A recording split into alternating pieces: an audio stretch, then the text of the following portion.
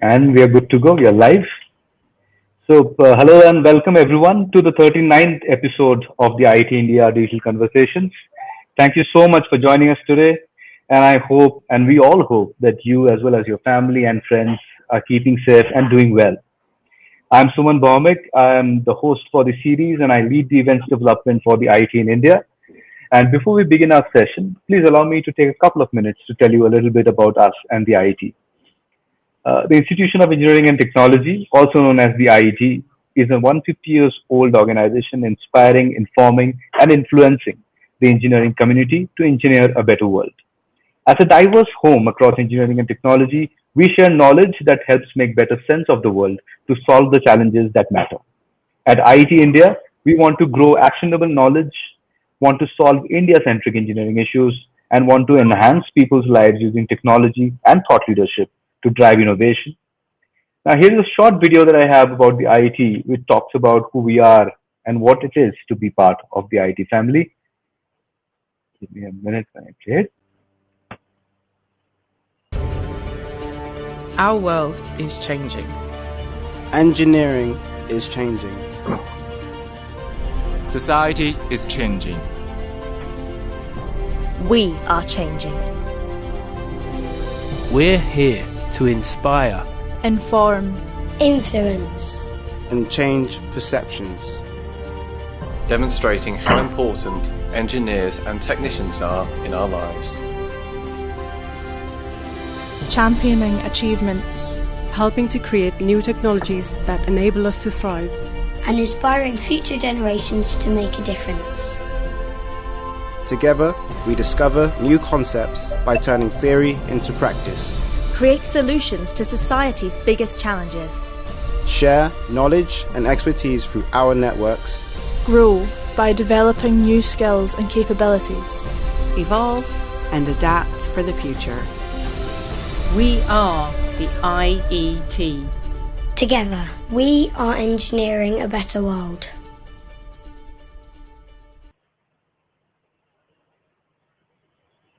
That is true. That is what we want to achieve to engineer a better world. And what better to do it together? So if you'd like to know more about us, do please visit our website, www.diet.org, and we'll be happy to help you explore more on this. Now, coming to today's conversation, which is on the influence of AI and advanced analytics in smart city strategies. But before we begin that, I would want to tell you that this session is curated and driven by our presenting partner, Siemens Technology India. Like I said, before I begin the session today, let me give you a recap of what we have covered over the past under this topic of smart cities. Now, last year we had done an event on digital twins for future cities, and that digital twins could simulate future scenarios by leveraging the humongous data received from digitalized physical objects, processes, and systems in real time. After that, early this year, we discussed how blockchain, AI, IoT, these kind of technologies can make future cities administration seamless and autonomous. And in this episode today, we will look at how the rapid explosion of AI and advanced analytics has enhanced the digitization strategy for future cities or future smart cities. And we'll also hear our experts on how artificial intelligence and advanced analytics is driving new use cases and business opportunities in future smart cities around the world, unlocking tremendous value. Now, before I start with the introduction of the experts who have joined us today, there is a small video which is presented by our partner Siemens, which I would want you to have a look at.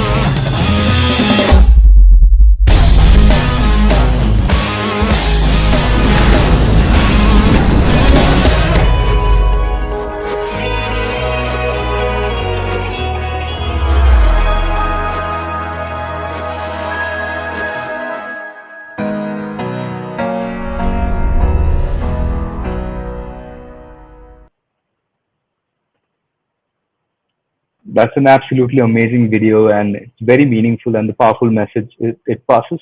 Never stop transforming. Loved it. I'm sure all of you did too. Now, let's cut to the chase and come down to our introductions. We have some great lineup of speakers who've joined us today, and starting off with our first one, who has joined us from Dubai and is heading Expo Dubai Smart City in the Mindsquare application at Siemens Industrial LLC, Mr. Afzal Shahbaz Mohammed. Since 2018, Afzal is leading the project team as well as the business development with Expo and the partners. Until December 2017, he was the head of business development, strategy, and digitalization of building technologies divisions for Middle East, with a key role to drive strategy, headed business development team, led cross-divisional collaboration for building technologies division, established new partners, headed the bid team for large enterprise projects and smart city initiatives.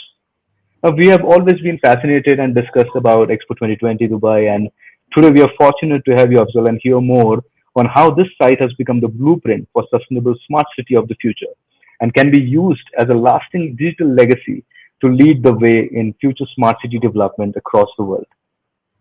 Our second speaker is Ganesh Shankar, founder and CEO of Flux Gen Technologies, and is also a very active member of the IIT Future Tech Panel's Smart City Working Group.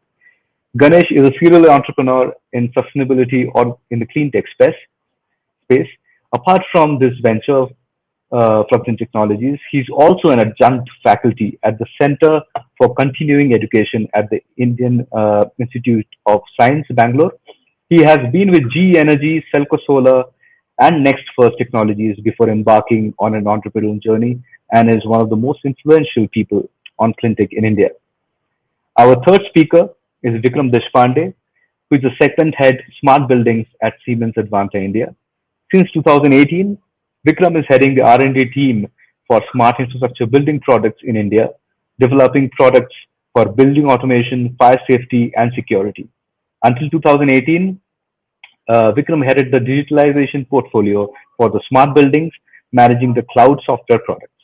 Vikram is also a certified software architect at Siemens and has led teams for BMS product and platform development at Siemens. And finally, coming to our moderator for this session, Lalit Wadhwani, who is the Senior Product Development Manager at Siemens Advanta India. Lalit currently heads the Solution Engineering team in Siemens Advanta. He has around 15 years of IT experience and has expertise in digital transformation, technology consulting, and has led multiple IoT software development projects. I'll request you, Lalit, to take it over from here and start the session proceedings. I'll be at the backstage if you need me back here. All right. Thank you so much. And thank you, Ganesh, Afzal, and Vikram for joining in for the session. So before we really get started, I think we've already had this discussion. I'm sure this is also a topic, right, where there are a lot of webinars around this topic. So this is definitely a hot topic when it comes to smart city and technology. To set the context for the discussion and also for the audience who are listening in, the context for today is one is the smart city itself and the strategy, which is always ever changing, and what is the impact of the emerging frontier technologies like AI, blockchain, and how are they influencing each other. So that is the context, and we can probably get started. To set the context again, the rapid expansion of digital technologies, including digital communications, infrastructure, and other frontier technologies, have impacted the social life, production and consumption, how people interact with each other. So the influence of technology has always been there. But what is the impact of that to our smart cities and how we are looking at it? So that would be the area of discussion.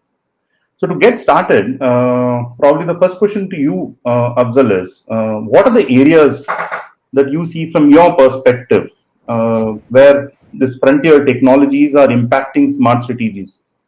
For example, do you see initiatives like smart mobility, infrastructure, education, governance? So where do you see from your perspective that there is a direct impact? Hey, good afternoon, everyone. Thanks for the opportunity. A warm welcome to all from Dubai.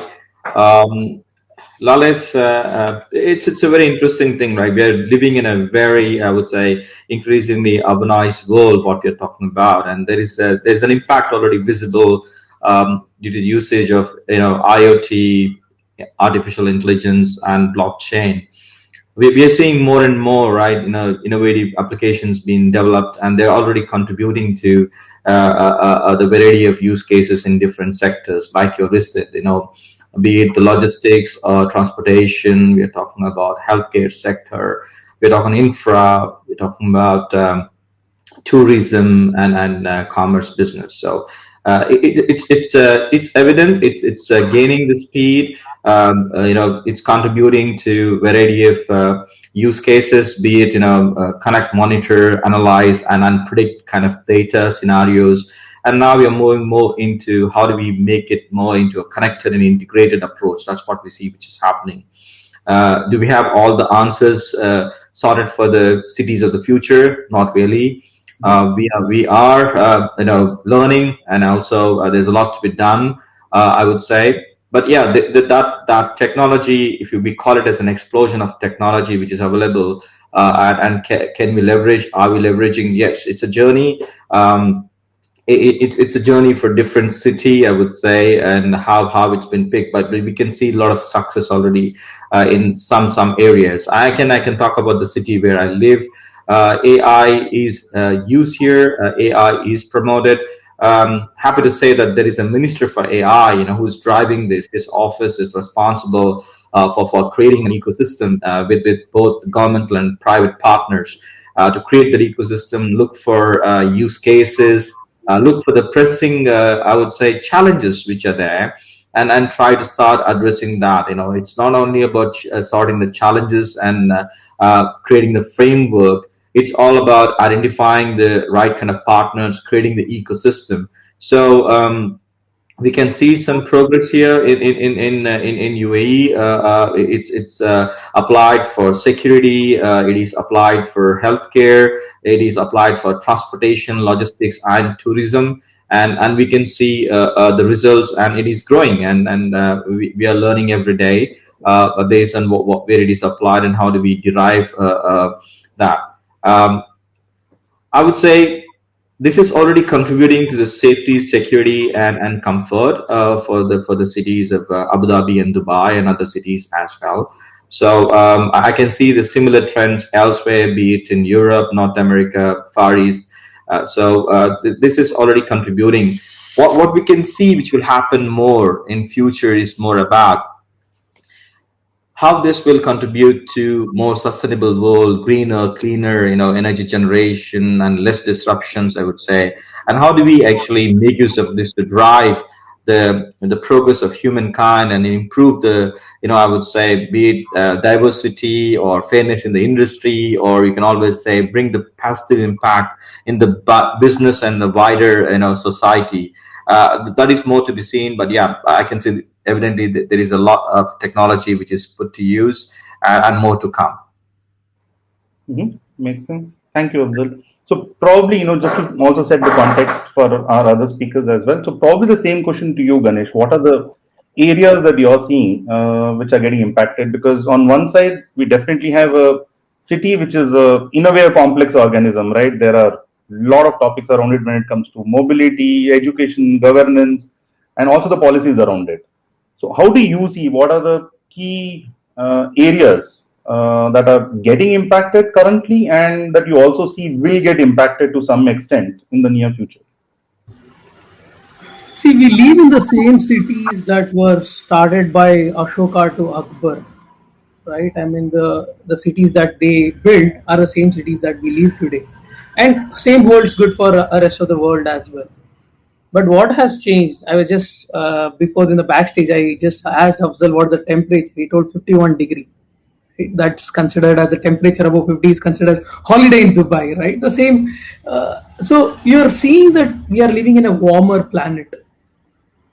When we are living in a warmer planet, there's so many dynamics. I don't want to get to the depth of the science. There's evapotranspiration and various things would change. The availability of water or the source of water, what is why Ashoka or Akbar built these cities. But today that rainfall pattern or various other aspects has changed in this duration, right? Because of the climate change that we are all talking about. So the real challenge today is with the warmer planet, there are some places where you have drought and some places you have flood, but the spatial dimension has remained same while this has changed. How will cities sustain in this process, right? And or I want to give you some facts on the ground that Niti Aayog came up with. 21 cities in India are running out of groundwater, right? And 40% of our dependency of water is from groundwater because we don't have a pipe network in the entire city, especially in the peri-urban city. We are dependent on groundwater, right? Now imagine the problems that we'll face are connected to multiple domains. I mean, just before this second wave, when the economy opened up, I was stuck in a traffic jam because of a water tanker, right? And imagine still that we have still not lost the entire groundwater, right? So the challenges that we will face is unavailability of groundwater leading to water transportation on the same roads where you will have metro buses or other transportation infrastructure. The challenges of climate action is multifold. I haven't even come up with a point on how a warmer planet would lead to more malaria and other disease, right? I mean, so I feel climate and the cities are so interconnected. This is exactly where I would see application of data coming in picture. If we actually have this data of availability of water in all the aquifers, right? Actually, government has come up with the regulation on you should have monitor the groundwater extraction and groundwater availability, right? You can actually take a decision on where you should do urban development, right? And where the availability of water probably is more. So, and again, how would other sectors affect? How would the hospitals be built, and how would the ensure that the person being in one location gets has an emergency leading to the hospital? How this transportation? So all these things are interconnected because and the climate change is playing a very important role. So I would my thought on this is that while designing the data science systems, we have to consider the fact how climate change is going to impact our future cities and the current cities, and how do we ensure we use data driven approach to give the services to the citizens of these cities. All right. Thank you, Ganesh. I think very insightful approach of how climate is in a way interlinked with everything around it. All right. So, with the same thought process, Vikram, from your perspective, especially with the background of building products around smart buildings, smart campus. So, how do you see what are the areas which are getting impacted? Also, from a technology angle. Sure. So thanks, Lalit, and good afternoon, all. I think it's a great question. Probably we could speak for hours about it, but I'll keep it small. If you read the reports, I think by 2050, almost 70% people are going to live in cities, which means 70% of the people will live on 2% of Earth. That's how congested it's going to be. And I liked how Ganesh put it in terms of how this affects our sustainability going forward if so many people are going to live in cities. And cities are really complex organisms, right? You very rarely create a new city, right? A city is already there, so it's a brown field. You have to retrofit, which means you have to actually make it more and more efficient. And I think we are at also a cross junction of we are at a place where technology and innovation is also at a right timing, right? The computes that we have are actually increasing year on year. We have a great innovations in the whole of cloud analytics and big data, and I think it is high time, or it is the right time, I would say, that we see a lot of problems getting solved with technology, including the artificial intelligence that you talked about, including IoT. I think this all will have to converge to actually solve the problem that we will face in living in such congested cities. Yeah. So I come from buildings, and maybe I'll just give you one example. So if you talk about smart campuses, so far buildings have always been centers that would consume energy, right? And we also live in a country where, of course, we are a power-hungry country, and we have power cuts. But India is also a country with plenty of sunshine. And in future, why not these buildings also start generating energy, right? They're not just consumers, they're also producers. So they become prosumers of energy. And with that, there will be so many things that we can do to actually save energy. We can also feed that energy back to the grid. We can actually make money generating energy in a decentralized way. And I could give you tons of examples and I can go on. But I see a lot of leverage of technologies that we can use to make our future cities more livable. I mean, at the end of it, the technology has to serve a purpose, and the purpose has to be to better human life in the end of the day, right? And that is what we have to see, and what we have to have. That's the reason why we have to use this technology to improve human life at the end of the day. So that's how I think technology would play, and it would play a big role in the cities of the future. Absolutely, Vikram. I think you rightly put that cities are definitely a complex organism, and then it also has a multiple ways of looking at it. Right? There's a technology aspect, and most importantly, there is also the aspect of human, right? The citizens itself. So coming from to the next question, Afzal, to you is like the way Vikram rightly put that there is a city is usually already existing, right? So obviously the let's say the systems are already in place, and then there are also subsystems, and then there are also systems below it, right?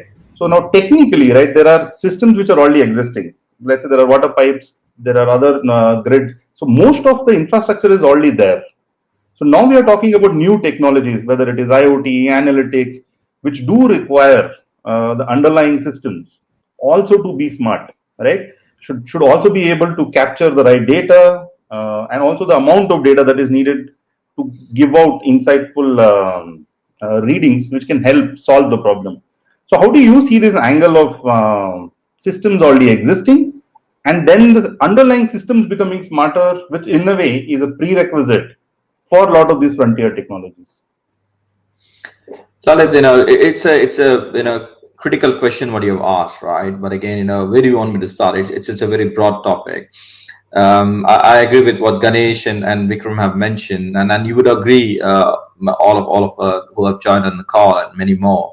Like smart cities as a topic is a overhyped and delivered topic. We all know that what is happening globally, but the reason why we are here is purely because for success of any future cities, I would say future smart cities, it's to think integrated, and this is where you can maximize the potential of deriving the value of the data, leveraging the insights, and looking at the complexities, patterns, and stuff, and then work with variety of stakeholders and process the data, make it available. Is it happening today? I don't think so. Not many cities have that. Maybe you'll have one or two use cases. Majority of the projects, what we see, smart cities, which we talk about in various forums, it starts like a POC, but has it turned out to be a real smart city use case? I'm talking about a horizontal system, not talking about a vertical solution. Yeah. When we talk about smart city, it has got multiple topics, multiple stakeholders. Are they getting the data on their fingertips? Are they having the situational awareness what they need to have so that they can find the remedy or act and help where someone is needing that help? This is not happening actually as we speak. We still live in the world of distributed data, where data is in silos, whether we like it or not, right? And this is where the topic is. Do we have smart city strategies? Yes, a lot of them, ton of them, right? A lot of consultants making a lot of strategies there. But are they working? How much of that is actually translated into success? We all know the answer. The topic is, whenever we talk about a future city, we need to understand what are the pressing challenges of that particular city. I can't take a template from Dubai and apply to a city in Mumbai, or apply that in a city for example, in west parts of India, or Ranchi or Bihar and UP, for example, right? Every city has its own challenges. Identifying those challenges, right, and trying to find the solution for those challenges is what is important. Just having a strategy which is A smart city strategy, asking everyone to just adapt to that will not help. And this is where we need to look at the layers of the topic, right? What is a layer? Where the data is actually generated. Are we able to acquire the required data that is generated? Do we have systems and tools to acquire the data? Are we able to capture the data? Once the data is available, are we able to process that? Are we able to correlate, contextualize with other adjacent data? Right? If we don't have the process, your strategy is a strategy, it will remain a strategy. You will not go beyond a POC, right? This is what is happening in many cities. When we talk about having a safe, secure, and I would say a city which is, improving the livelihood of citizens, it should be based on any future city should be based on human centric. What are the residents gaining out of that, right? Ease of traveling, commuting. How is the environment? Do we have pollution? Are we looking into those topics? Do we have early alert systems when the flooding is going to happen? For example, in India, we have a lot of flooding happening in different parts of India. Are we making use of the data, understanding the pattern, and making use of that so that we can alert the relevant people who will be impacted, for example, so that we save the livelihood and loss of business, for example? It could be same for energy. Look at in India, like Vikram has mentioned, we are a power hungry nation. When I say power, I'm talking energy, right? So don't take me wrong. So when we talk about this, we know what is the demand in certain areas. We are doing metering, but are we analyzing and saying why that particular block of a city is so power hungry? Is it because of real demand? Is it because of the energy loss or energy threat? We can easily identify, but are we doing it? Right? So similarly, water. Ganesh touched the topic, which is dear to me actually, because just imagine the world. We will get into that situation. We don't have enough drinking water, so we can see, is the infrastructure today able to detect if there is a leak of water? Are we able to get this information? And once we learn once, what are we doing with that? Are we putting it to use, saying, okay, what is the probability of that pipe breaking again? Right? Loss of water, drinking water is of no use for us, right? So there are multiple topics like this. It could be traffic conditions, right? So today sensors are available, enough sensors are available, but the data, correlation of the data, and how do we actually make it available to relevant stakeholders in given time? And this is the key thing. And the majority of the cities, I would say, they would run with the same template. I would highly recommend not to run with the same template. Create your own aspirational journey. Look at your challenges. Pick up a case which is pressing, which needs an answer, which will help the livelihood for the citizens living in there, right? And improve the business. That's what matters a lot. And we should more focus on that piece, I would say. Thank you. I think that definitely adds to what Ganesh was also saying. So probably Ganesh also to just take this topic forward, since you closely work on the water side of smart city. So how are you seeing the situation in terms of a lot of the IoT or analytic solutions that, let's say, you and your organization are working on? How are you seeing those challenges in terms of making those underlying systems also available? Because one is obviously to have the technology piece to it. I definitely see from a technology perspective, there's been, in a way, a certain explosion that is happening, right? But this also puts stress on the existing systems, right? So both have to go hand in hand. So how are you seeing from your perspective, especially in water, where you're closely involved? Yeah, adding to what Afzal said, it has to be seen from a human-centric point, right? I mean, we miss many times knowing what people want, and we end up building technology. So, in that way, I should say that growing up in a city like Bangalore, it was a perfect place to learn how horribly things would go wrong with sustainability. We had more than 300 lakes in the city, and today we have hardly a dozen lakes. And we used to get water from some of these lakes. Today we get water all the way from River Kaveri and the rest of it from groundwater. I've already touched upon the groundwater, so I'll not talk much about it. And in this context, when I started my career in water, though I started my career in sustainability about 10 years back, water I've been working for last 4 and 5 years. The newspaper headline said 50% of water is unaccounted in Bangalore. So what does that mean? The 50% of water is non-revenue water. The whether it's a board or the BWSSB, that is would not be able to get any this one out of it. So in the sense that that money would be passed on to the people who are paying for water. Right. On top of that, there is a strict environmental compliance for industries and commercial facilities. So the cost of water for these facilities would go further high.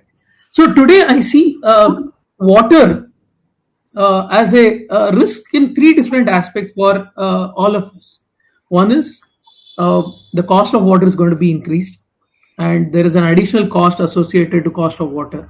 As if you are spending pumping, purifying, recycling of water, there is an additional energy cost associated to water, right? So that would affect all of us in terms of, and it is always the poorest of people, poor people pay the highest price for water because they have to get water from the tankers, which is more expensive, right? I mean, people who get tapped water at least pay the lowest, and industries on the other hand has to pay high because it's commercial use. The second thing I would say, especially associated to industries on this front, is that there's a environmental compliance risk, that's a financial risk to industry, especially industries located in cities. There's a groundwater extraction is today monitored, and you have to pay for it. And if that groundwater doesn't exist, that if you're not complying, there's also environmental compliance, environmental compensation that you have to pay. So that adds to the second risk for many of the industries and even commercial facilities. The third risk I would say is about today for industries. They have to, especially industries in top 1,000 industries in SEBI listed companies, they have to file environmental filing. That is, you have to do the, just like profit and loss filing, you have to do the environmental filing, that is business responsibility and sustainability reporting. So the indirect, indirect consumption of water from all of us would also come into that. So you have to even put on your labels amount of water that you have consumed or even energy that you have consumed. Along with, you would put the protein, vitamins that is there in this thing.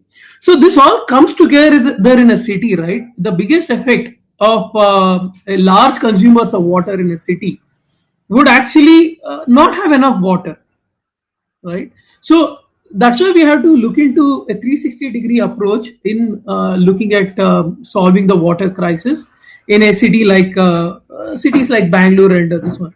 So my thoughts are that how do we ensure all this data is available, whether it is a consumption of water. If you don't want to have 50% of non-revenue water, you have to ensure that all this water is monitored and ensure that 50% comes to less than 20%. It's impossible to become 100%. You would have accountability.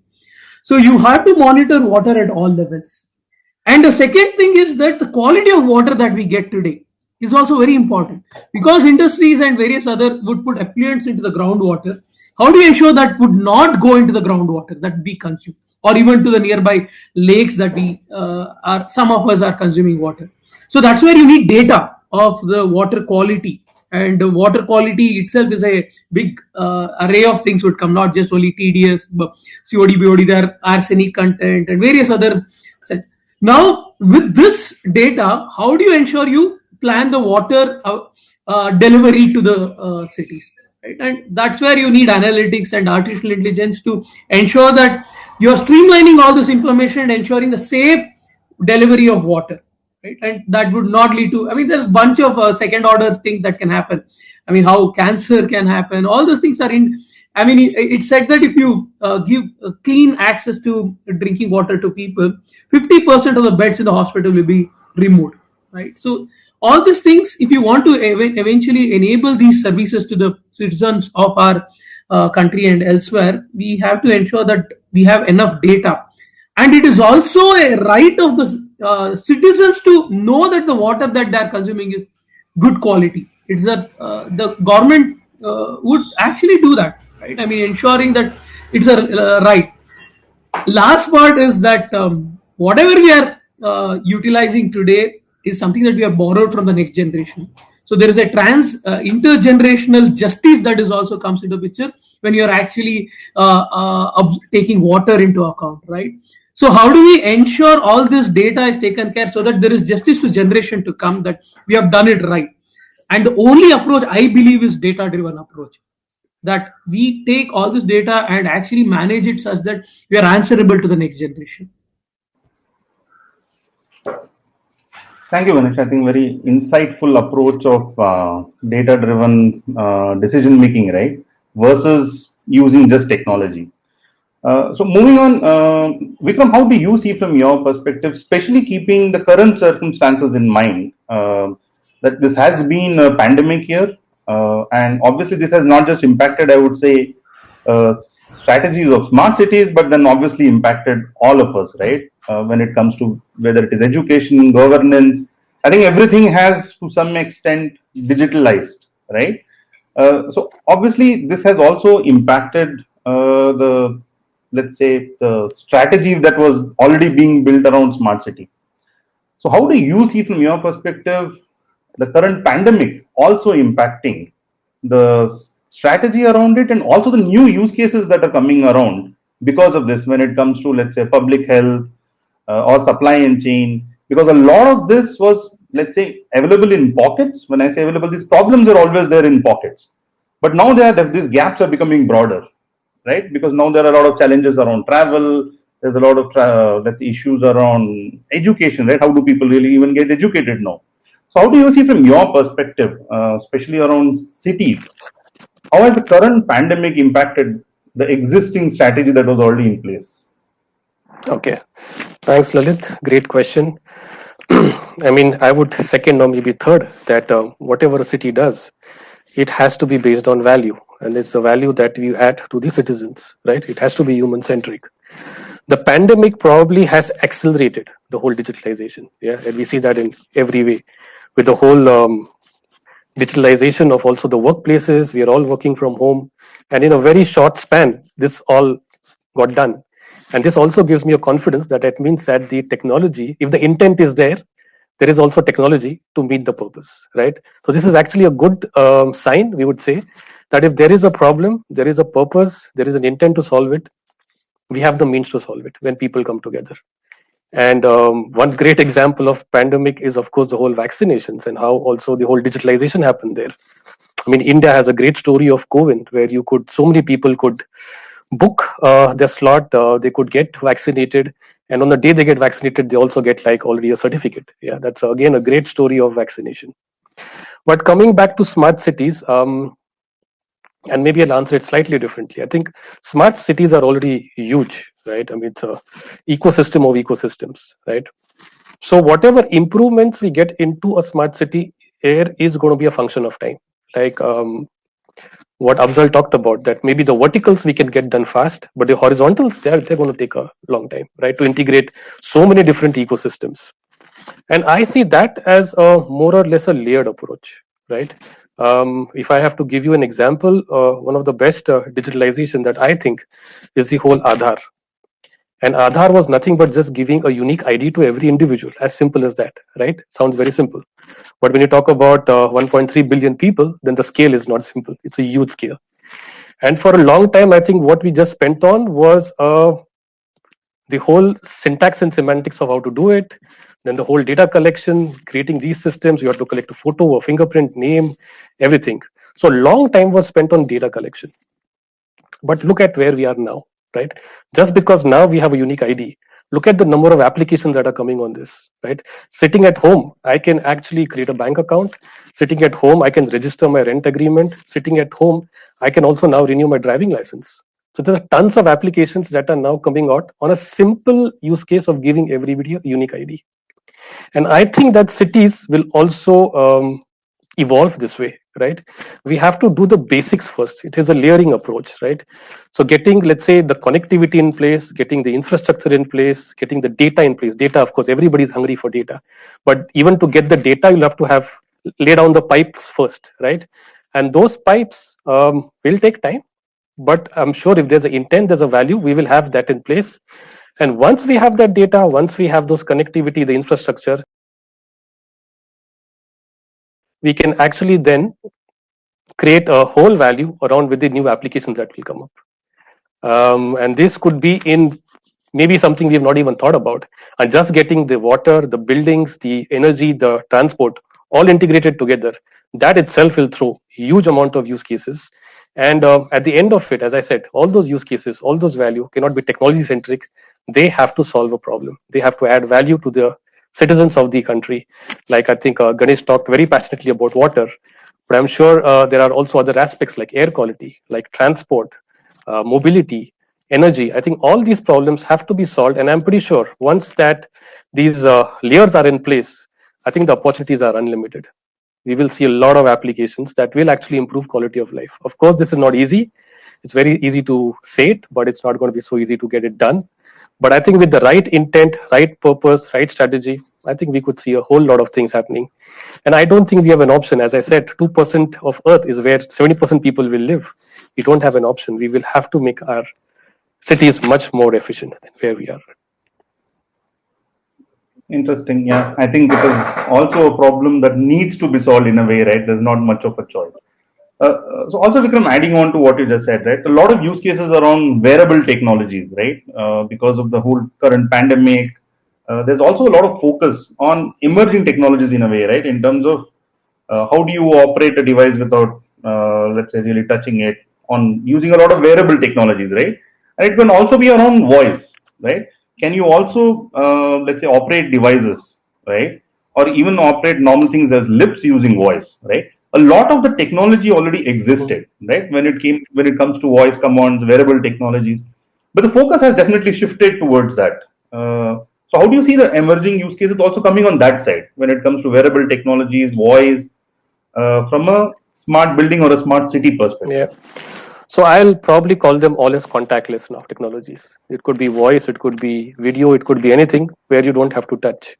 And I think this whole pandemic has kind of accelerated the use of these technologies. They have already been there.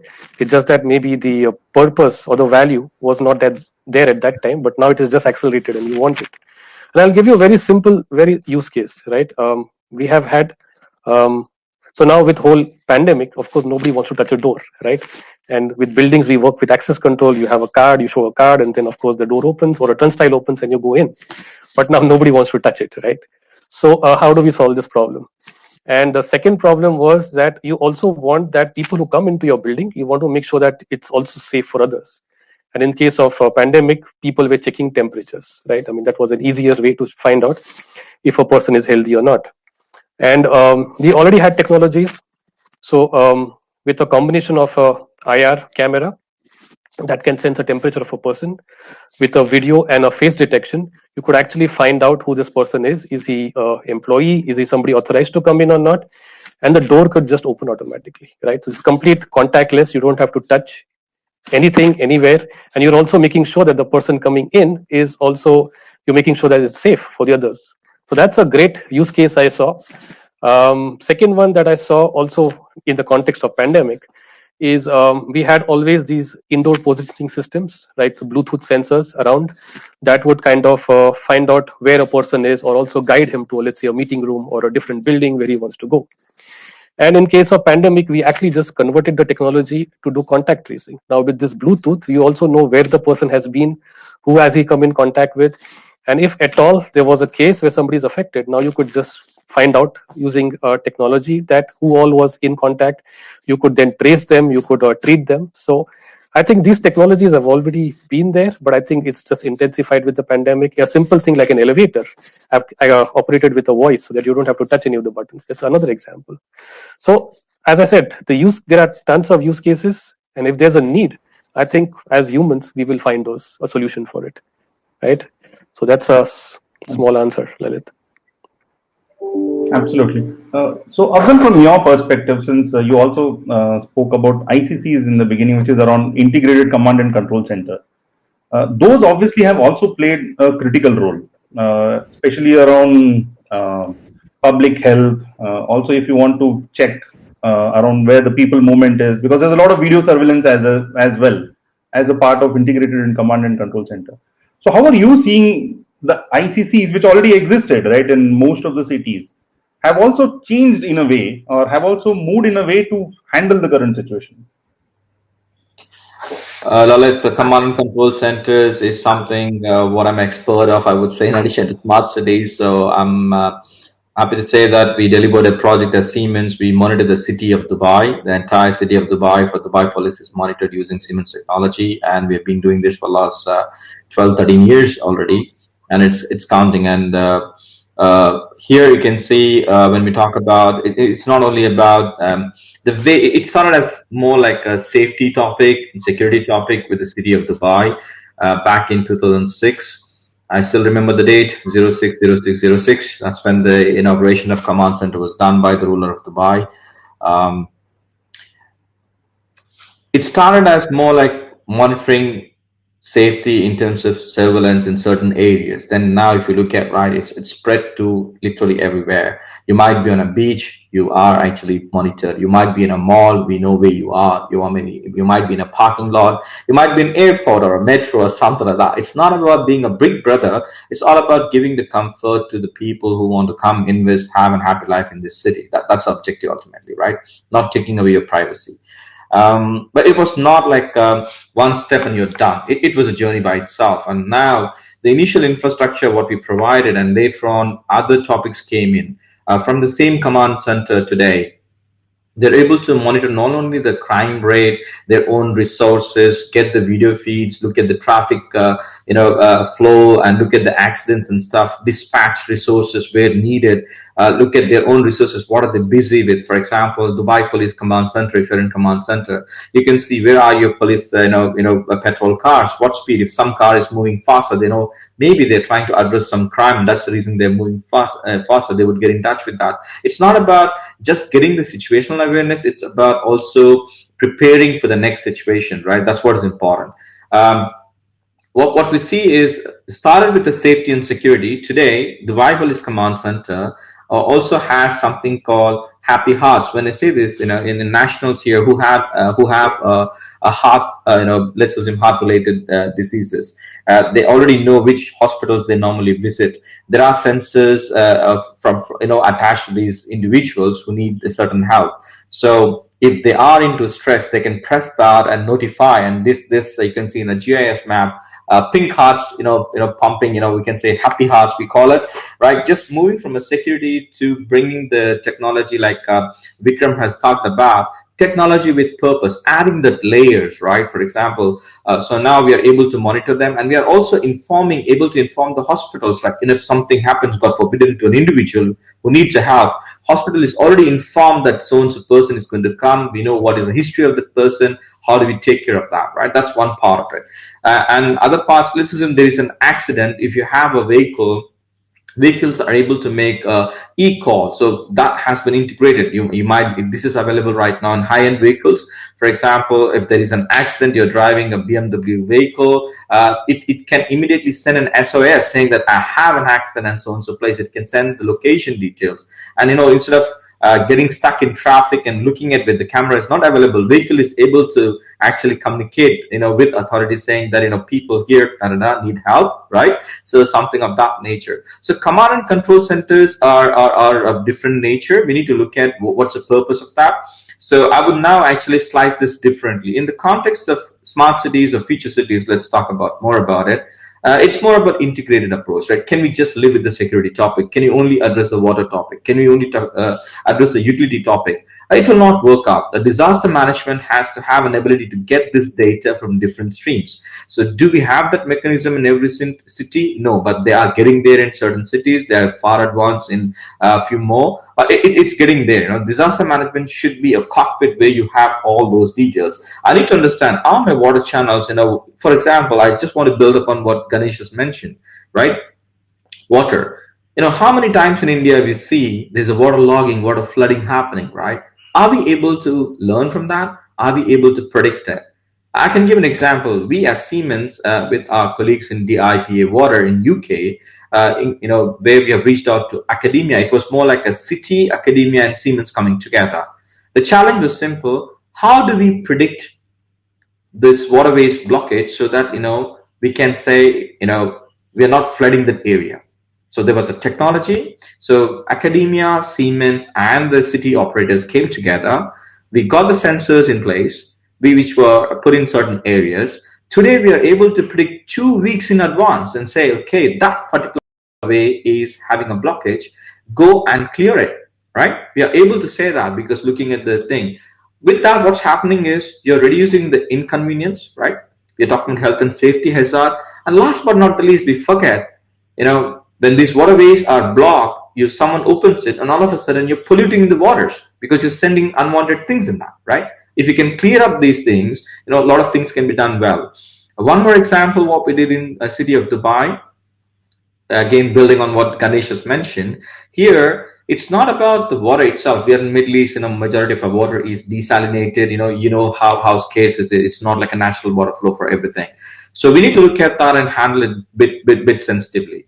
There's a project done with Dubai, I would say, government here, where we are able to actually have the sensors on the water infrastructure pipeline, where we are able to see the flow of water, right, and detect if there is a leak or a breakage. For example, we were able to say, okay, using an AI, we are able to say, okay, that's a segment where the breakage happened. We're able to point out and identify. So can it be done by every single company? No, it's an ecosystem, right? We got a sensor manufacturer who can bring the sensors. We're bringing a technology know-how, and then we have a government who's facilitating these pilots to then scale up. So these are the things. And all of such use cases can easily contribute, Lalit, into the life of the command and control center. We need to bring this data on our fingertips. So video analytics today is used for a variety of. It's used to understand if there is a density of population which is actually getting crowded in certain areas. Is it a health and safety topic? Or we can also look at, video analytics today is also applied for parking area usage, right? You're able to look at whether parking lots are available or not. So there are a mix of things which are coming together. And in terms of, I'll go back to the grids, which is critical. Just imagine you don't have a power in your city. What will you do? Nothing. You might have all the great sensors. It will not work because not every sensor you can have a battery as a backup, right? So utility is something which is important. Stabilizing the grid, making sure that the peaks and off peaks are managed properly. So do we have technology to manage using the AI and other stuff? Yes, we can do that. Learning from the patterns, bringing the subject know-how, and pushing this to the required stakeholders in the command and control center. I think this is what we need to focus on more and more. And last but not the least, I want to also look at environmental topic. It's a big topic in India, I know, in certain cities. It's a big topic in China, and we also see some in Latin American countries where we talk about environmental impact. If you look at cities are polluted, it's causing problem. It's a health and safety hazard for people living there. Will you be able to attract a top talent, to a city like this where you have a safety, security, environmental hazard? You will not be able to call a top talent and invest there because people who are top talent, they want to live in that city on their own terms. That means city operators have to build that infra to bring and attract the top talent. So environmental monitoring is also a key topic. We have use cases we have done for a variety of cities where we are able to look at sensors, third-party sensors deployed all over the city, looking at the traffic patterns. We're able to look at PM10, PM2.5, PM1, all this particulate matter in air, which is hazardous to human being. For us, we'll have challenges, health challenges with that. We are able to say, okay, the city in that segment is polluted. Majority of that pollution happens because of the vehicle and the kind of emissions, what happens from there, or the industry, what we talk about, greenhouse gas emissions. So we have enough technology available today to acquire the data. Once the data is acquired, we can use, I would say, AI techniques, use those algorithms, use I would say reinforcement learning techniques, pick up the patterns and start predicting if you have that kind of a pollution level, what will happen to these parameters? Is it hazardous? And we can see we have done some projects in Europe where city operators are blocking roads based on the traffic and the pollutants which are available. So for example, if you want to travel from a particular road, you have to pay a toll, heavy fee for that, right? Because it's polluted. So you're bringing the citizens into the game, not only just creating an awareness saying, hey, you have to contribute, but you can also advise them, look, if you don't take a vehicle today, if you can do a carpooling, you can take a public transport today, it's better for all of us because we need to bring these pollutants down, right? So this is how it is. So AI is already powering a lot of cities, and we are involved as Siemens. We have we call it a city air solution, we call it, right? It's deployed, it is able to predict, and it is also able to inform the authorities if certain variance happens in certain parameters because of the vehicle or industrial pollution, how they have to mitigate this, right? So all of this can be used into command and control centers, bringing the data, making it available. What we are forgetting is a challenge, right? While I briefly touched on a topic called explosion of technology, but again, explosion of technology also brings an opportunity, but it should be a right ecosystem. And this is where I want to bring and highlight something where governance is important, right? We talk about how do we deploy this technology. Deployment is one part of it, and disparity, what technology, how do we bring in and how do we manage it, governance around it. And last but not the least, are we taking away the privacy of the residents who are there? Also, we have to also look into those topics, right?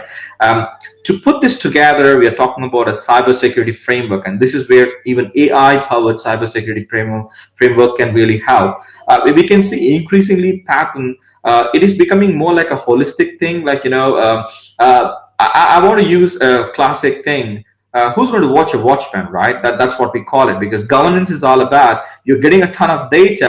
What's happening with the data is also important, right? So we need to look at all these layers, and I would urge all the smart city consultants who are making great strategies to take this as a holistic approach and apply, and also look into what is required for the city, right? And what is required for the city operators. What are the pressing challenges of the residents? And how do we create a platform where the end users can also start contributing to that? Sorry for the long answer. I got carried away, but that's what it is now. Thank you, Abzal. I'm sure it was also a very passionate answer. So thank you for that.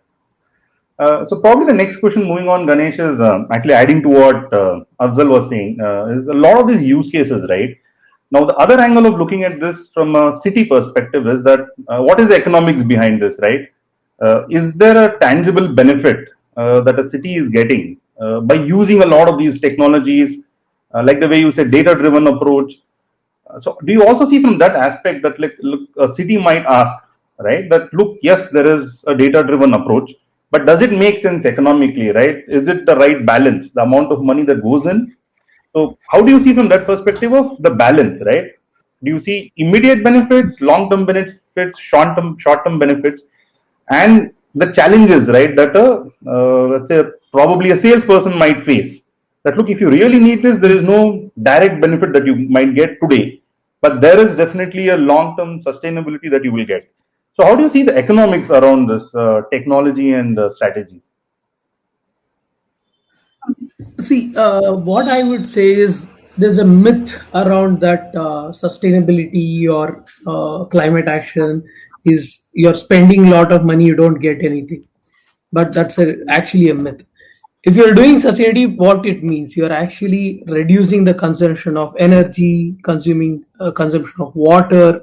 So basically, it's a business imperative, right? When you're talking about using this technology to reduce consumption.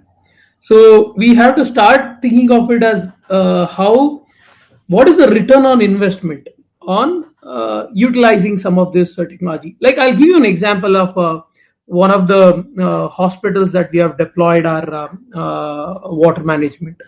Right, this hospital is in a city of Coimbatore, and Coimbatore is also a water stressed city like Bangalore. This hospital was consuming more than 500 kiloliters of water, and then they were buying water. Of course, they were using groundwater extraction. Many borewells were running out of water, which is the case in many other cities as well. And they were also getting water tankers on some of the season, like especially summer, right? And on top, and being a very responsible hospital, they were doing zero liquid discharge. That means they were doing water treatment to ensure that there's no effluent going into the environment.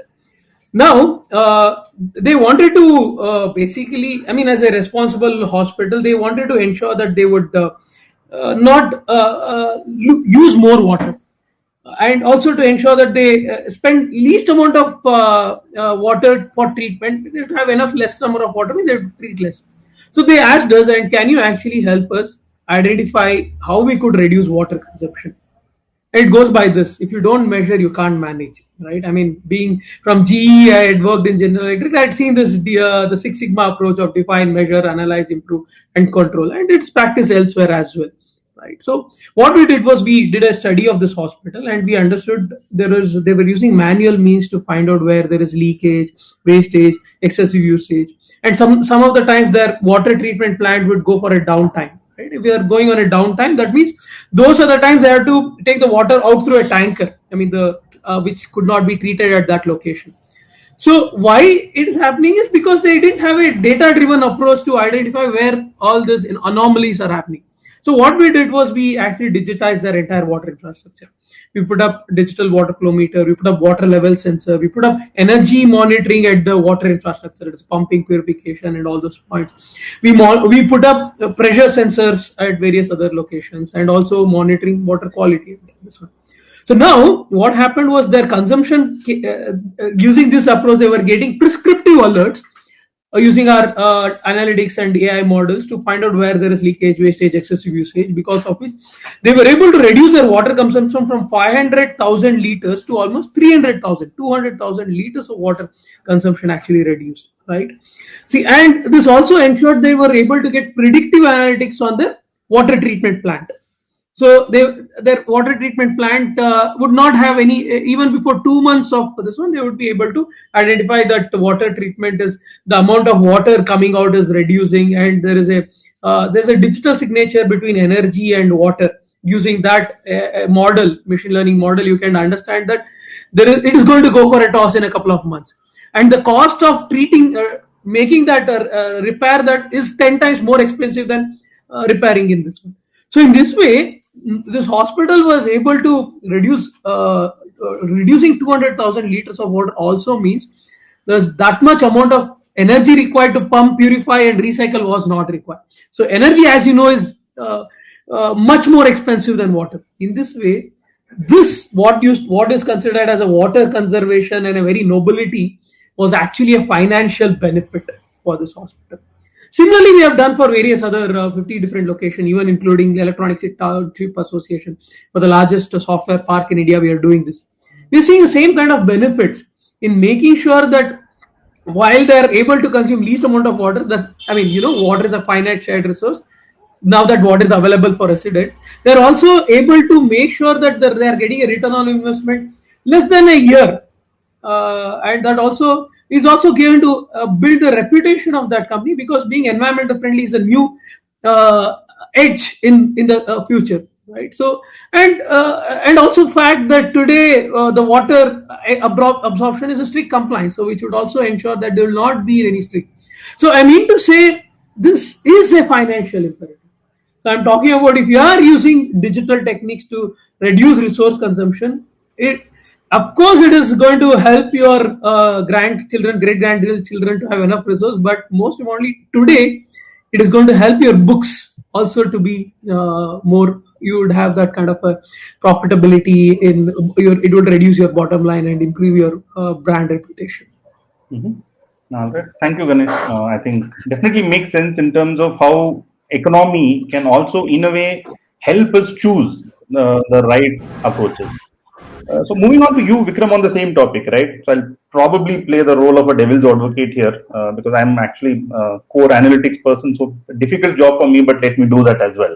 So now I think Ganesh spoke about predictive analytics, prescriptive analytics. So all these are things that we obviously to some extent have implemented. We are definitely seeing, like the way Ganesh said, even the results around it. But then there's always that myth that, look, are we already there yet? Or is it like the way Afzal said, at a POC level?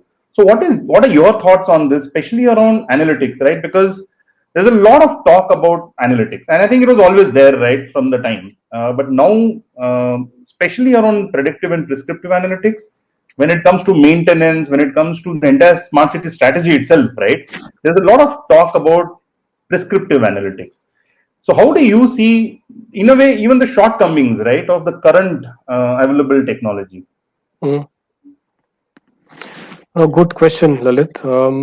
So you're right. If you look at a city as a focus and look at the complication of a city, then I would say we have a long way to go in getting the whole horizontal benefit of integrating the utilities, the water, the transport, the buildings, and then building out an analytics could be predictive, could be prescriptive. But what we do see is if you take it like at a, let's say, slightly compress the use case and look at the vertical use cases, there you will see that data analytics or even AI playing a role in, just as Ganesh gave an example of water, in actually solving use cases or solving problems which are actually benefiting us, yeah, in a big way, that too. For a city, yes, as I said, it's a slightly layered approach, would take time. We would need a kind of a standardization, and then I think we will see even in a bigger way, right? But if I look at my own area, which is the smart campuses, and I can look at several use cases. I think I talked about energy as one of them. Second, when we have, so if you look at a building, there are four important personas, right? One, of course, is the building owner who owns the building, who, let's say, wants to offer a comfortable space for his people who use the building, and also wants to optimize his resources. Then is a occupant like you and me who use the building and have some expectations in terms of comfort from a building. Then there's a technician who actually manages the whole building. And fourth is the commissioning guy who actually also commissions the building. And I can tell you a AI use case for each of these personas, which are actually changing the way we do things. But maybe looking at the time, I'll just take up one use case. So one of the biggest problem that any facility manager faces is the alarm fatigue, right? If you're managing a building or a campus, you probably would end up looking at hundreds or thousands of alarms, right? And each of these alarms is telling you that there's a problem in the system. Of course, some could be false, some are real, but there's an alarm fatigue, and even with the manpower they have, they cannot actually address all the alarms. But if we use AI, we use data analytics, and we can actually predict the fault before it occurs, then you are actually saving all these alarms. Or when the alarm occurs, you can actually, an AI engine can actually examine the alarm and either take action on its own or even give a prescription as steps to be followed to take care of the alarm. That itself will save a lot of time for the whole facility managers and the building managers, right? And with that, they can actually concentrate on the job that they are doing in a much better way. And I'll also tell you how this saves the, let's say, financially, how it impacts a building. Now, let's say you have a problem in an equipment, let's say cooling equipment, and let's say 24 or 23 degrees is a comfortable temperature to be in. Because you have a problem with the equipment, and if it's not, let's say, cool enough for you, what do? You actually crank the temperature down, right? And what you're doing in this process, you're actually consuming more and more and more energy, right, to keep the same level of cooling that you would have got if the equipment was actually functioning in a correct way. And again, this is where I think the technologies like AI, data analytics come into play, where if you had the data, if you would have analyzed it and you could have predicted the fault even before it occurs, and it would have been fixed, then you would not be consuming such large amount of energy to keep the same amount of comfort that you need. So I think for these vertical use case, AI, I already see playing a huge role in optimizing lives of the personas I talked about, but also saving energy and also saving on the carbon credits. And think of it as one use case in one room in a building, multiply that to now 10,000 rooms, 1,000 buildings. Imagine how much energy we are saving, right? So I would say yes, in small vertical use cases, I see that already. But if you ask me about a city, then I think it's, as I said, it's a complex subject, a layered subject, but will take time. But I'm pretty sure this will also happen with the right intent, with the right purpose. Yep. Absolutely. Thanks, Vikram. Abdul, do you want to add something on this topic? Because I think you also spoke about how do you move from POCs to actual production grade software or use cases, which will also impact the lives of citizens, right? Because at the end of the way, we are all talking about the human centric approach, right? So there is a technology layer. I think to some extent there is a check mark, right? I think there is technology to some extent which is available. As Ganesh and Vikram also said that it's always changing, right? So there is potential there.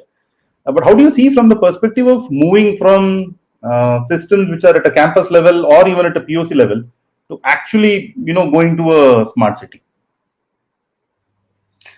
It's an interesting thing, and that's also a solution for things which are not working right now, isn't it? Because in the foundation of that is when you start anything as a use case, it is critical that few things have to be put on a board when we discuss with the variety of stakeholders. Is it reusable? Is it scalable? Right?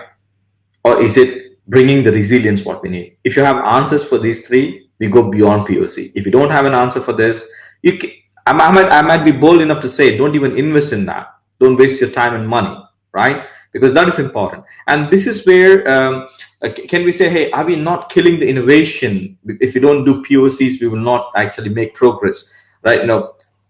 I would say with an objectivity, this is where I want the private and the government to come together, where you can see you can create an ecosystem to fail, no problem. Startups can come and contribute. They don't have to have a burden on their chest that they failed, that they can't think of a new idea. You bring an innovation in a way you can provide the labs and ecosystem. They can come and experiment, but you actually go for a project. It should not be a POC. It should be a scalable thing, reusable thing. And I would also strongly urge, and this will be a my pray if you have city operators on this call, right, or designers on the call, or the city consultants on the call. My pray is not to have the POCs in the same POCs in different cities. It does not serve any purpose. You need to look at what have you learned in that city, adapt, enhance, lift and shift, and do something better. For other city, take a different use case, for example, right, if you want to really invest in the POCs. But for me, always has been, I think Lalit, you know me very well. We have been working on few projects ourselves. The key foundation is it reusable? Is it scalable? Are we having the required resilience in that? That's when we can talk about the city scale solutions. And this is where we can say it's going to deliver what you're looking for. If not, it will stay as a POC. It will not go beyond POC. It could be a nice learning exercise for few, but it's not actually solving the problems of humanity what we have today, right? And few things I would say. This is where I expect the government to be a bit bold, create an ecosystem, and this is a practical world. And I want to be, even though Siemens is a commercial organization, we want to win all the business, but it's not actually. It should not be like what Siemens thinks is a strategy in the market. It's more than that, right? This is where I would say it's an ecosystem, like where the players will bring their own domain know-how. They are contributors in that because they understand the OT very well. There are contributions coming from people who understand IT very well. IT OT is a good mix. This is where we can bring in the IoT and AI together with blockchain and other things which can complement.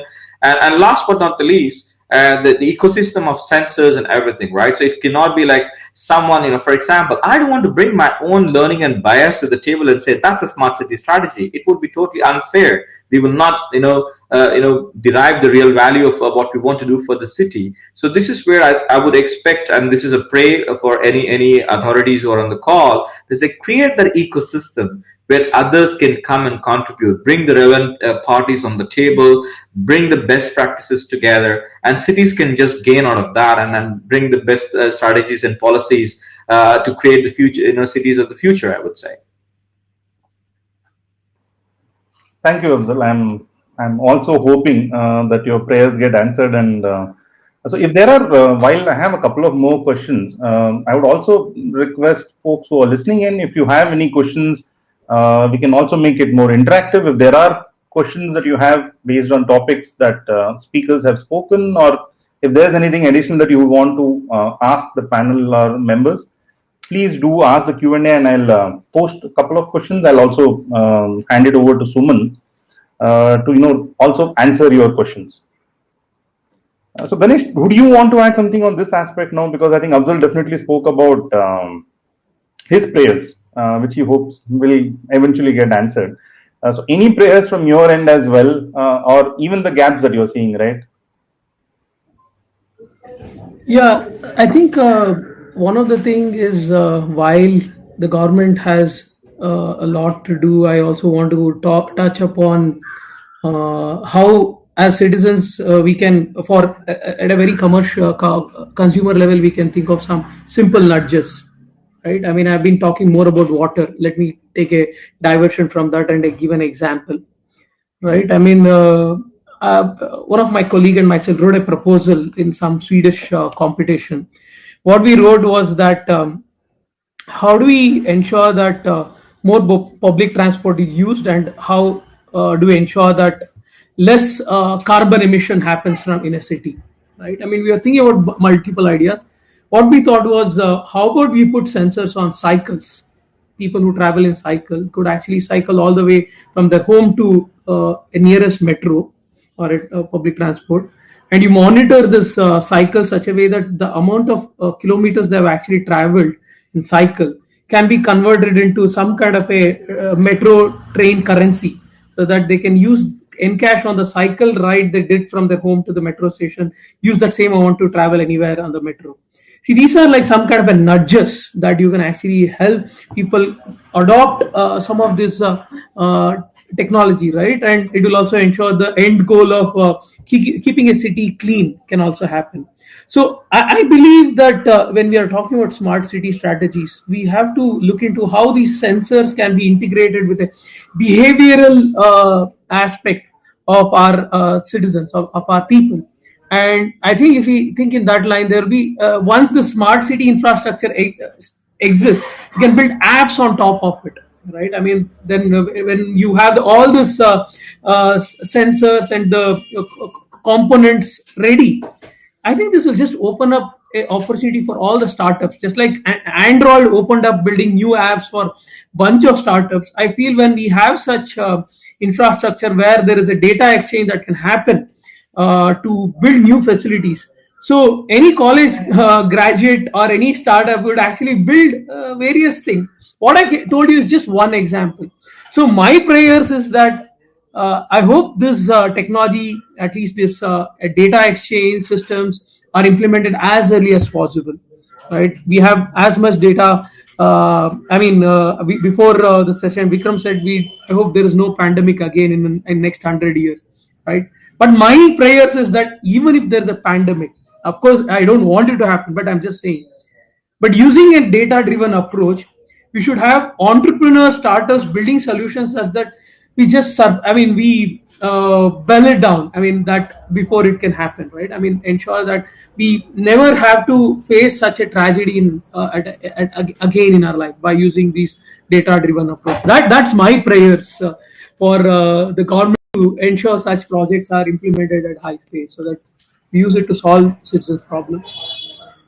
Right. Thank you, Ganesh. So with that, I would like to, in a way, conclude the topics that I had. Thank you so much for being transparent and also, sharing your open feedback towards the strategy, towards the technology, and also about, the whole human-centric and data-driven approach. With that, thank you so much. I'll hand it over to Suman. Thank you, Lalit, and thank you, speakers, for this insightful discussion. I think smart city topics are always too broad to cover, and I think kudos to all of you. You could, just keep it very concise and to the point, and with those wonderful examples that all of you could give. I'm sure the audience have got a lot of insights on this. Moving on to some of the questions that the audience have put up. The first one, let me take it from Arvind. Question is, we all understand that firms are committed to AI, but skills shortage for this, are posing problems. What steps can be taken to address this skill gap at the government level, enterprise level, and all the other entities that are going to benefit from it? I'll also have the question, to be shown on the stage so that you can see it. Who would want to have a go at this? Yeah, we'll start with you, Ganesh.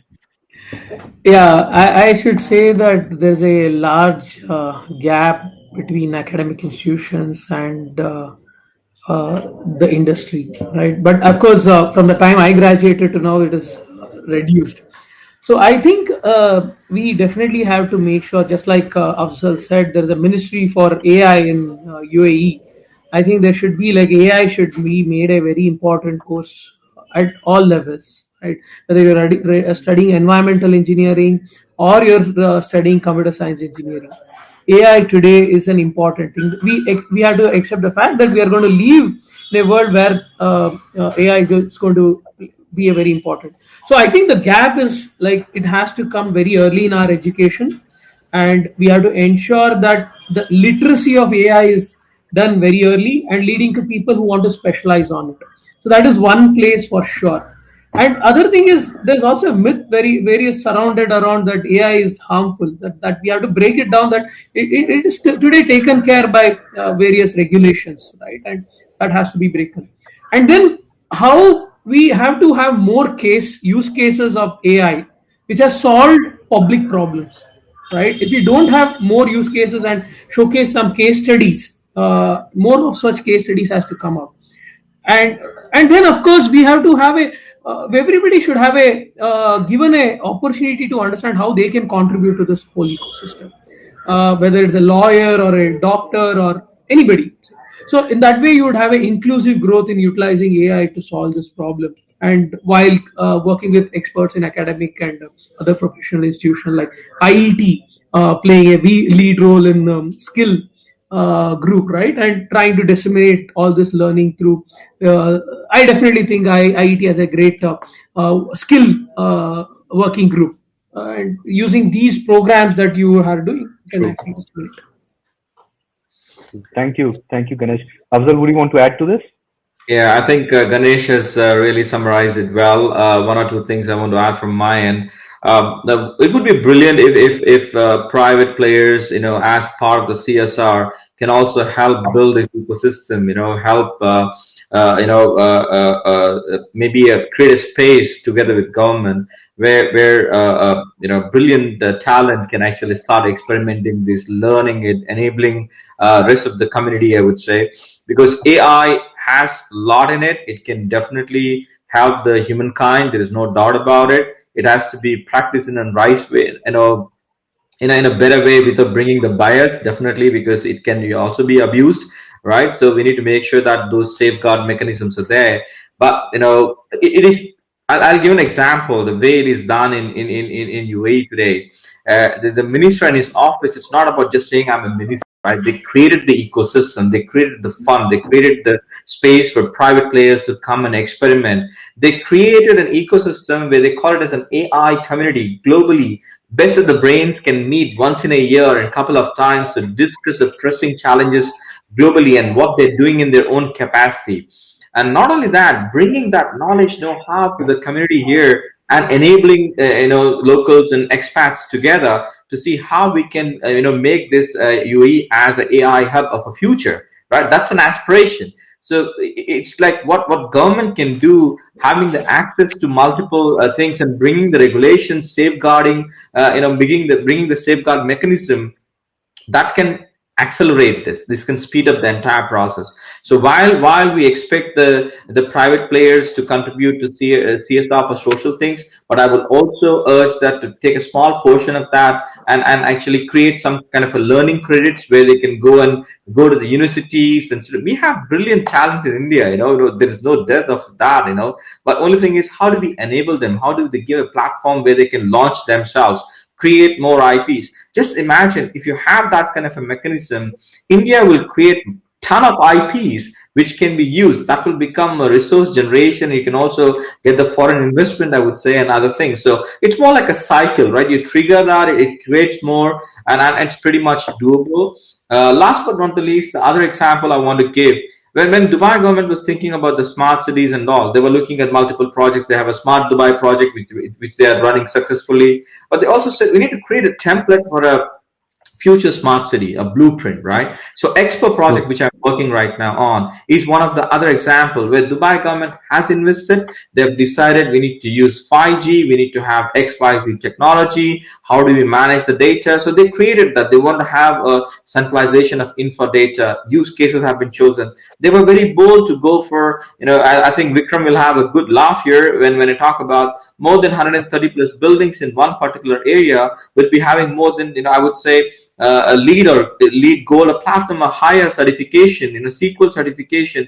They want to outperform Azure by 20%. These are the own targets they've put in, and they're saying push it, right? Why can't we create this template?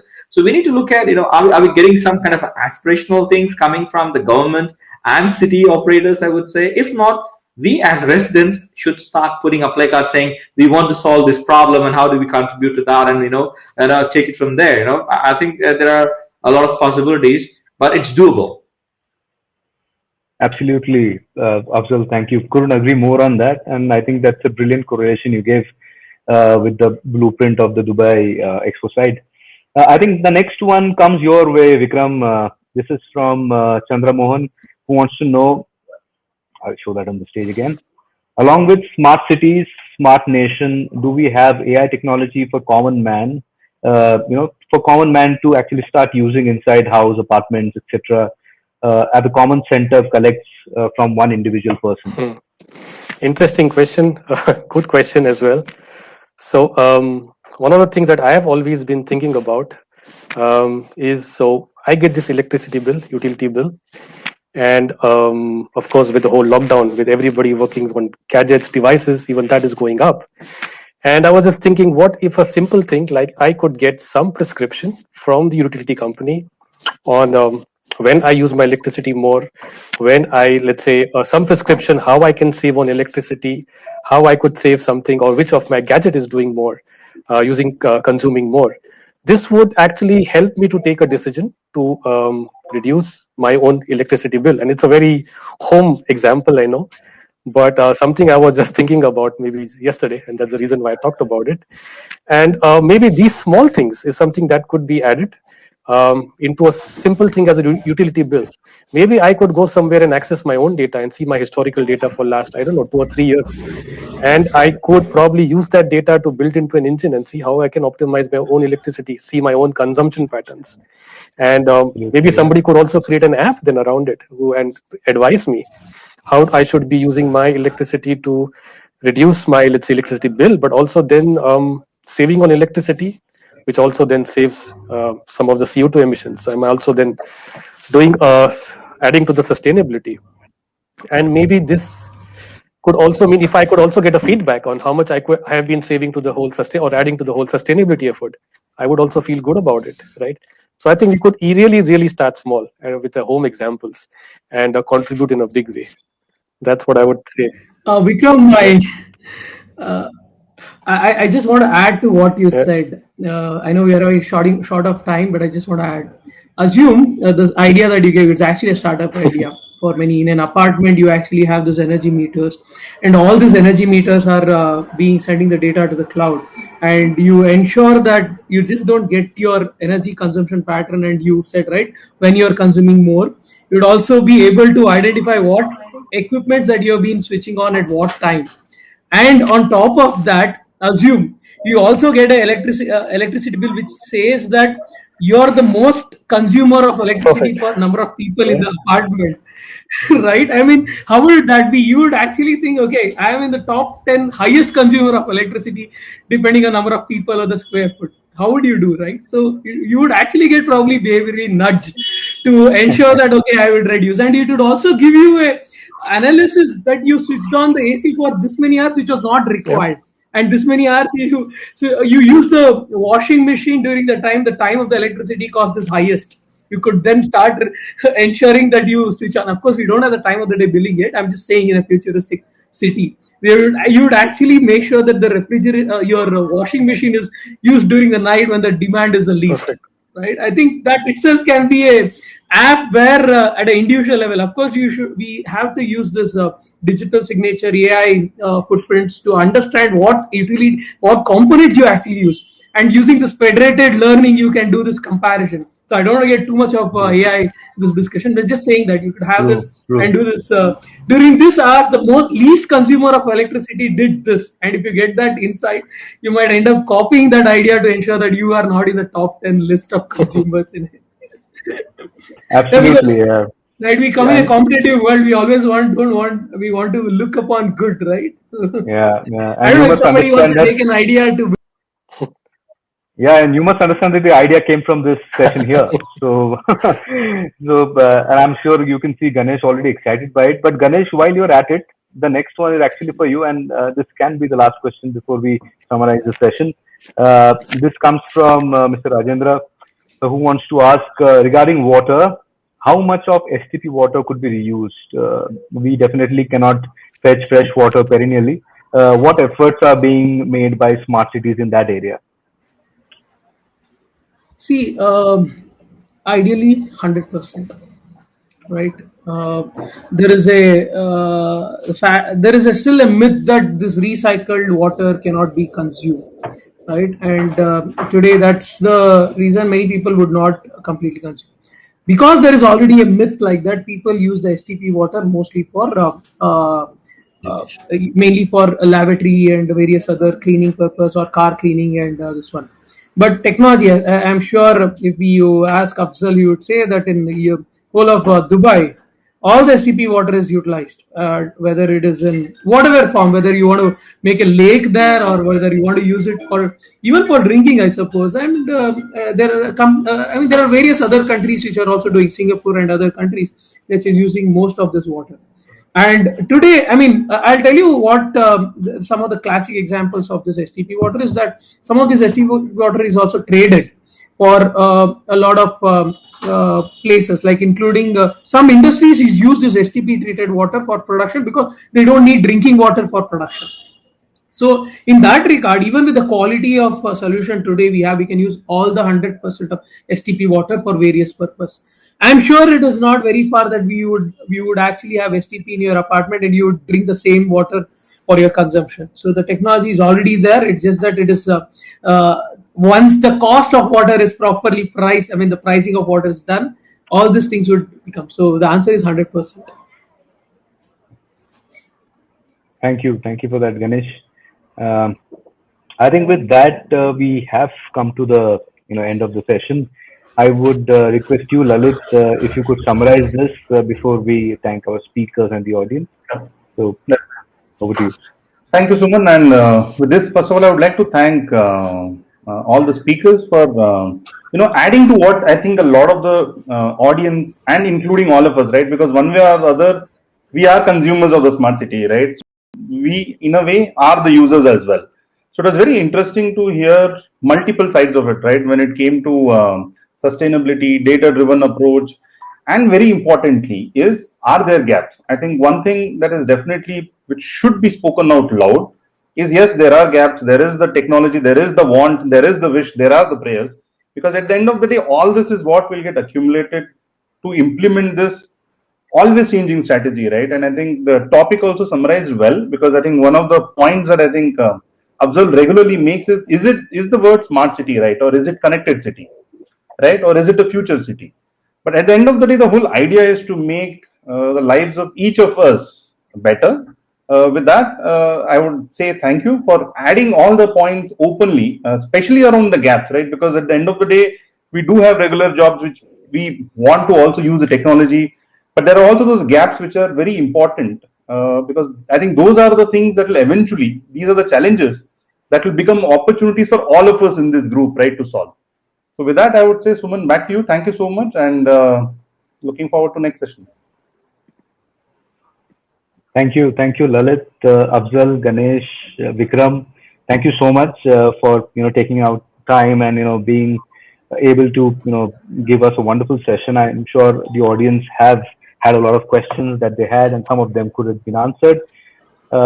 This could cover, I think, ideally what we wanted to convey to our audience and everyone out there about how technologies can help benefit smart cities, and how it can make strategies in smart cities better. Uh, I'm sure this topic is something that we can continue discussing, and in the future also we would have more elements of this being brought in front of these people. So thank you everyone at home or wherever you are who could join us from India, Dubai, Sri Lanka, and I could see so many countries logging in for this session. I do wish all of you a very good weekend. Hope every one of you take care and stay safe and get vaccinated if you haven't already. With that, I would want to make one more announcement. The IIT has completed 150 years this year, and there is a global event which we are organizing the next Saturday, which is the 17th of July at 2 p.m. India time, wherein we are calling it Engineering a Digital Future because that is what we truly believe in, and we would have some top global tech influencers, robotic experts, IoT experts who would come and give a talk on how they envision the future to be with technology. I would urge all of you to register for that if not already, and there are over 700 people who have already registered for that, and we hope to see all of you next Saturday in that session on AirMeet at the same platform at the same time. And until then, thank you again, everybody. It was a pleasure to have all of you. And take care and God bless. See you soon. Thank you, everyone. Bye. Thank you so much. Thank you, everyone. Bye. Bye.